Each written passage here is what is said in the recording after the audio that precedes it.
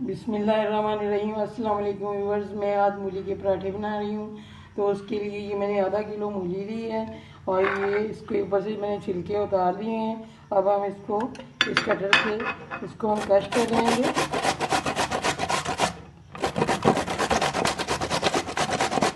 ये दो तरीके से मैं आपको बनाना सिखाऊंगी, दो तरीके से मूली के पराठे। एक तो ये तरीका है जिस तरह हमने कश करना है, और दूसरा ये छोटा कटर लेके हमने इसको बारीक कश करना है। ये छोटे कटर से मैं कर रही हूँ। ये जो बड़े कटर से मैंने मूली कश की थी ये वो वाली है, और मैंने इसको अब मैं उस वक्त तक पकाऊंगी जब तक इसका पानी सारा जो है खुश्क नहीं हो जाता। ये अच्छी तरह जब खुश्क हो जाएगा तो फिर मैं इसको उतार लूँगी। ये देखें, मूलियों का पानी जो है वो सारा खुश्क हो चुका है और ये बिल्कुल ये कढ़ाई के नीचे लगना शुरू हो चुकी हैं और ये बिल्कुल इसमें पानी ख़त्म हो गया है। और इसमें ऑयल वगैरह कोई चीज़ मैंने नहीं डाली, सिर्फ मूलियों जो कश की हुई थी वो मैंने डाल के इनको ड्राई कर लिया है। अब मैं इसको उतारने लगी हूँ। ये मूलियों को मैंने प्लेट में निकाल लिया है और ये अब खुश्क हो चुकी हैं। ये पहले मैंने दरमियानी आंच पे इसको पकाया, एंड पे मैंने आंच जो थी वो स्लो कर दी ताकि ये अच्छी तरह अंदर तक खुश्क हो जाए इसका पानी। और अब हम इसमें ये बारीक कटी हुई प्याज है और बहुत ज़्यादा बारीक कटी हुई है तो ये हम इसमें डालेंगे। और ये दरमियानी प्याज है एक अदद,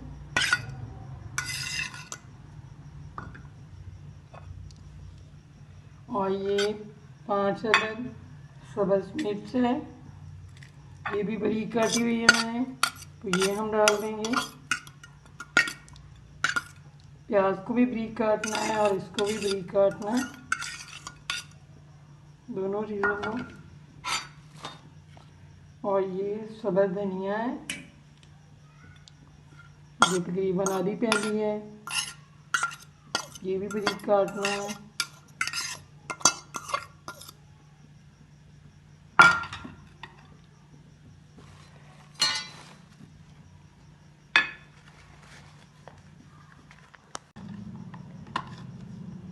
ये हम इसमें 1/2 टेबल स्पून जो नमक डालेंगे। आप अपने टेस्ट के हिसाब से ज़्यादा कम कर सकते हैं। और 1/2 टी स्पून हम इसमें सुरख मिर्च डालेंगे, 1/2 टी स्पून से भी थोड़ी सी कम डालेंगे। और इसमें हम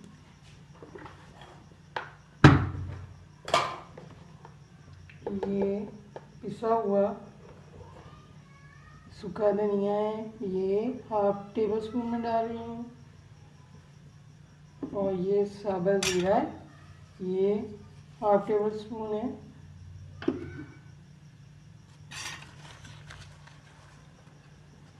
और ये अनारदाना है, ये अनारदाना ये तकरीबन हम डालेंगे 2 टेबल स्पून।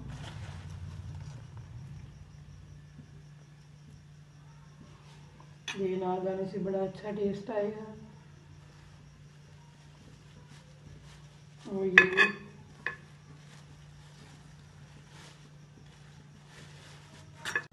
ये 1 टेबल स्पून वाइट तिल है, वाइट ले लें या कोई भी आप ले लें, तो ये मैं इसमें डाल रही हूँ, इससे भी बड़ा अच्छा टेस्ट आता है।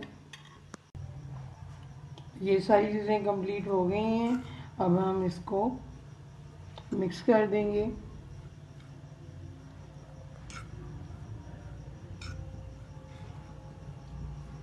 ये देखिए मैंने मिक्स कर ली है सारा मसाला मूलियों के अंदर।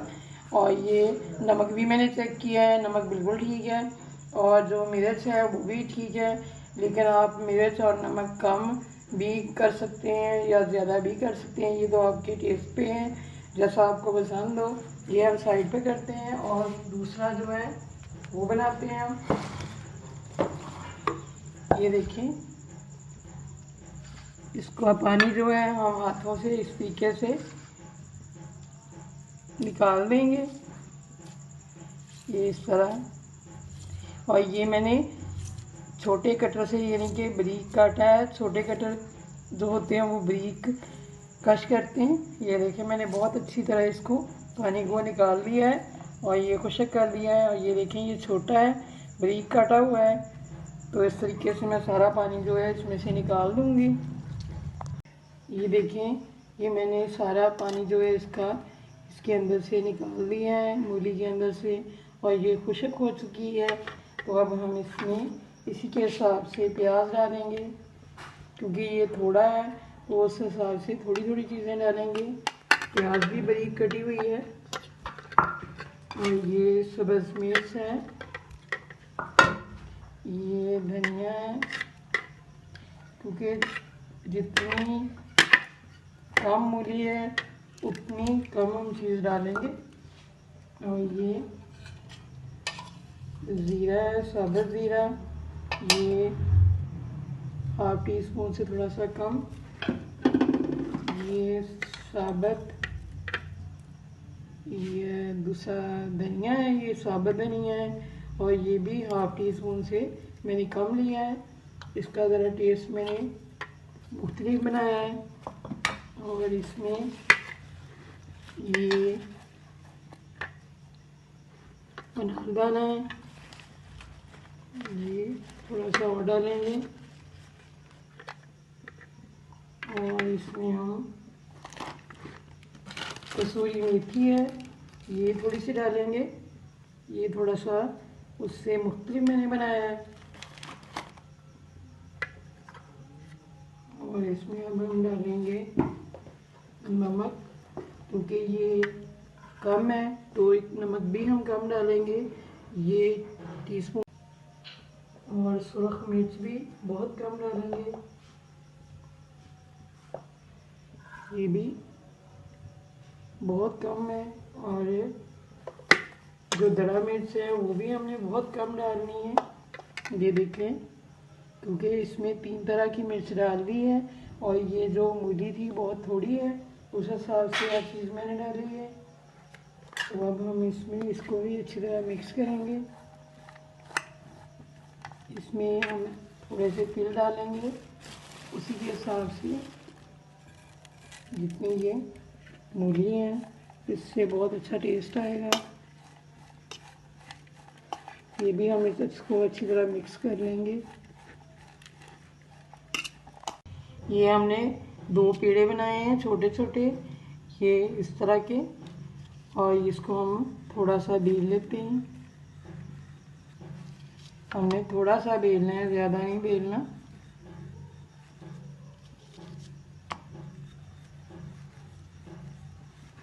बस ये इतना सा हमें चाहिए। इसी तरह हम दूसरा बेल लेंगे।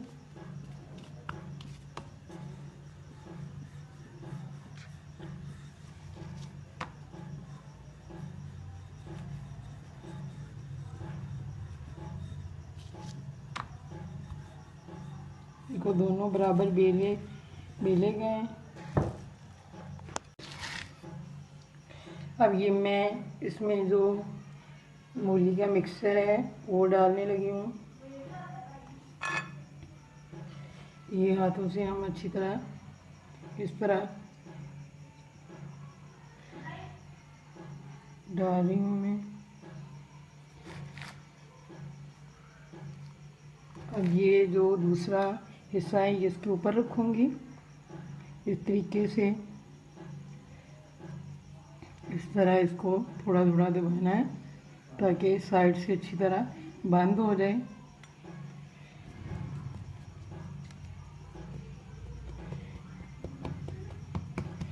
पहले हाथों से प्रेस करूँगी इसको मैं, इसकी साइड चेंज करते हैं हम।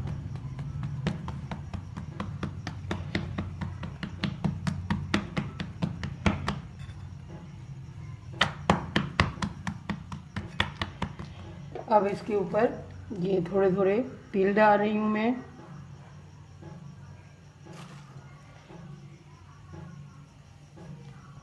ये अच्छी तरह तकरीबन मैंने सारे डाल दिए हैं,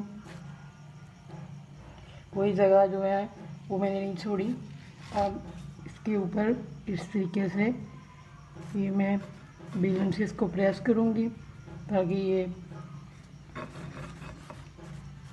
इसके अंदर से फिर निकलेंगे नहीं, अंदर इसके जज़ब हो जाएंगे। इसी तरह इसके अंदर से फिर निकलेंगे नहीं, अंदर इसके जज़ब हो जाएंगे। इसी तरह इसकी दूसरी साइड अब हम कर लेंगे और इस पे भी मैं तिल डालूंगी।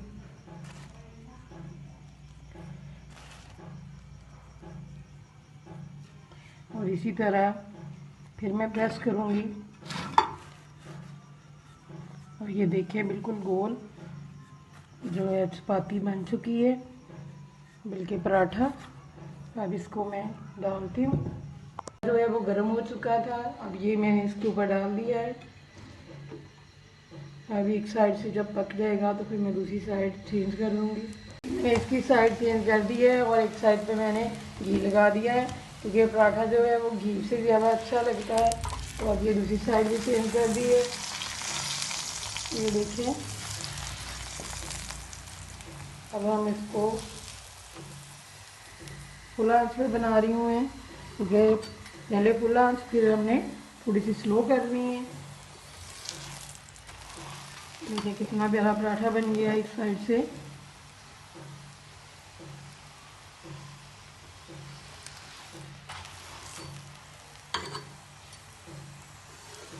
यहाँ से थोड़ा सा कच्चा है तो उस साइड से मैं पकाऊंगी। इस तरीके से जिस जगह से कच्चा हो उस जगह से इस तरह पराठे को साइड चेंज करके पकाने से सारी साइडें जो हैं वो फिर पक जाती हैं। ये साइड अभी कच्ची है तो ये मैं इस साइड से बना रही हूँ। ये बड़ा क्रिस्पी और बड़ा मज़े का पराठा बना है। आज भी इसी तरीके से बनाएंगे तो बिल्कुल मेरी तरह का पराठा बनेगा। और ये देखिए कोई जगह भी ऐसी नहीं है जो कच्ची है, सब पक चुका है। मैं इसको उतारने लगी हूँ।